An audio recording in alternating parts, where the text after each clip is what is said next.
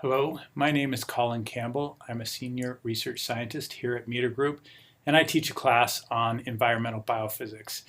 And today I just wanted to talk a little bit about something we talk quite a bit about in the class, the difference between extensive and intensive variables. And I want to do this with the goal of relating that to the difference between volumetric water content and water potential.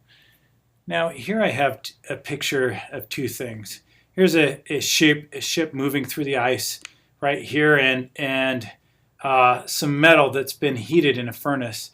The metal on the ship right here, I think we would all agree, has the highest amount of heat in it compared to this very small piece of metal right over here. So if we put these two pieces of metal together, if we just place that piece of metal onto the outside of the ship, despite the fact that there is much more heat inside this metal over here, we all know that the heat would not move from the high amount of heat to the low amount of heat. It would actually move like this, from the highest temperature to the lowest temperature. Now, why is that? Well, the reason is, of course, that you're already thinking about that heat moves because of temperature and not because of the amount of heat in something. And so what we can say now is there's a variable we could define, heat content, and heat content is an amount. It defines an amount or an extent, and we generally term something that defines an extent or an amount as an extensive variable.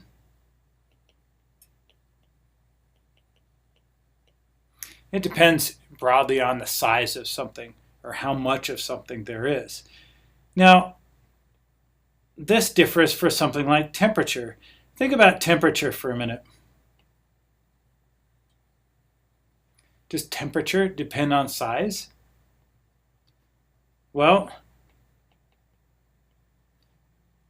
think about that for a moment, and you'll find out no, it really doesn't depend on size. The temperature could be the same in a very small room or a very large room. That wouldn't change the temperature necessarily. It would change the amount of heat inside, but the temperature would be the same if you boxed up a small area of a very large room. The temperature inside the box, all things being equal, would be the same. But of course, the amount of heat in that small box compared to a box compared to a very large room would be quite different.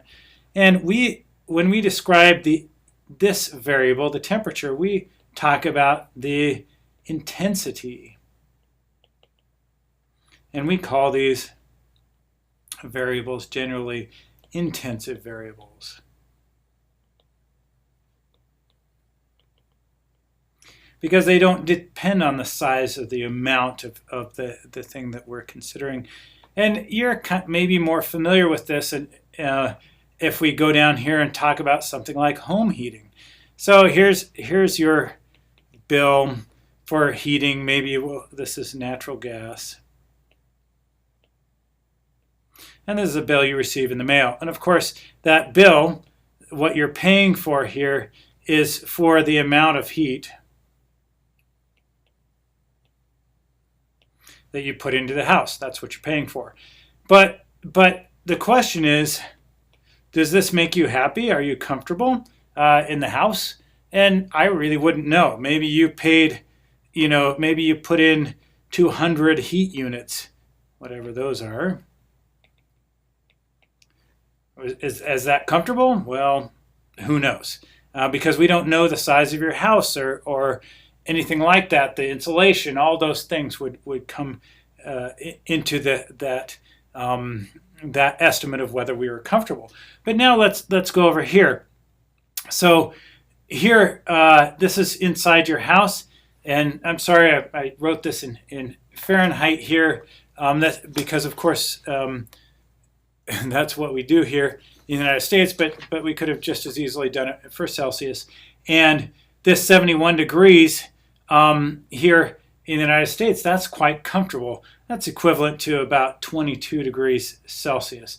And if the room temperature, if somebody said, well, here's the temperature of the room that I kept it at in the winter, you'd say, yeah, that really is quite comfortable. And so we can see a true difference between this extensive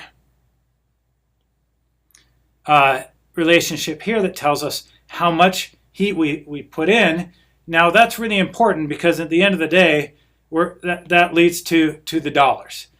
On this side, we don't know how much we paid to keep it at 22C, because that doesn't tell us anything about it. But it does tell us this intensive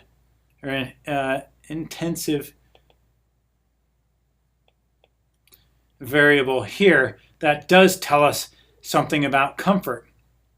And you can see that as we talk about this, both of these variables are critical to really understanding something about our comfort in the house. Of course, we're going to have to pay money for that heat, so that's of concern to us. And we're really wanting to be comfortable in the end. That's the whole reason we're heating our house, and so that part's going to be pretty important to us. So let's go down and talk about the natural environment. And specifically, we're going to talk about soils. So first of all, we'll just talk about our soils. Again, we'll start with the extensive variable.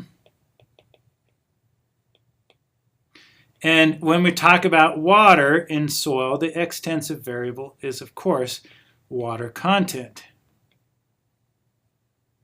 And water content defines the amount of water. Why would we care? Well, for irrigation, we maybe want to do a water balance. Many things that we could think of that the amount of water defines. Now, this intensive variable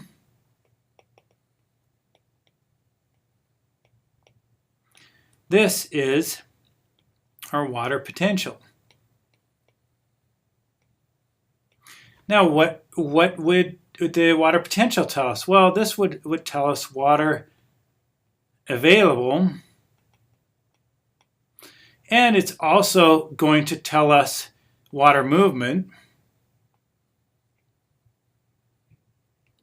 and other things related to that. Now, here's an example similar to the metal example I gave at the start. If this soil had a water content, let's say right here, of 25% VWC, volumetric water content, and here maybe a little bit lower, we had 20% VWC, would we say that the water would move from the higher water content to the lower water content? Could we say that?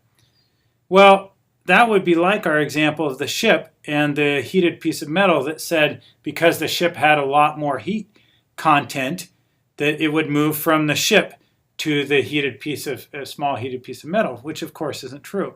We don't know exactly if it will move. It may move, and if the soils on either side, if this soil here and this soil here were exactly the same, we would presume that it would move from the higher water content to lower water content, but we actually don't know because water content is an extensive variable. It just tells us how much there is, and it won't tell us if they will move. Now, if we knew that this water potential was negative 20 kPa, and this water potential over here was negative 15 kPa, we actually would know something now about where the water would move. And it would do something different than we would originally think. It would move from the higher water potential over to the lower water potential against the gradient in water content, which is pretty interesting, but nonetheless true. That water is always going to move from the highest water potential to the lowest water potential. This also helps us understanding these variables in terms of the plant comfort. Now, we talked about temperature being related to a human comfort, that we know what temperatures we're most comfortable with. Plants know the exact same thing. And we'd always turn to water potential to tell us the plant comfort as well. So if we have this absolute scale, like water potential, and we can say something like, and this is true, only for a particular plant, let's say, negative 15 kPa, kilopascals is the upper level for plant comfort, and negative 100 kPa is the lower level of comfort.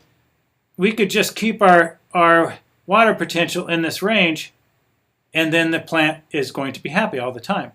And that's actually very true. Just like if we kept our temperature between, let's say, 68 and 72 Fahrenheit or 21 and 23 Celsius, we'd probably be comfortable for humans. But of course, we humans are different. You can talk to some people who think the temperature is warm and some who think it's cold.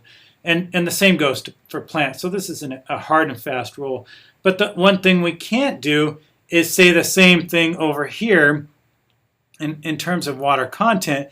There's no scale where we can say, well, at 15% water content up to 25% water content, you'll have a happy plant here growing on the soil. That's not true.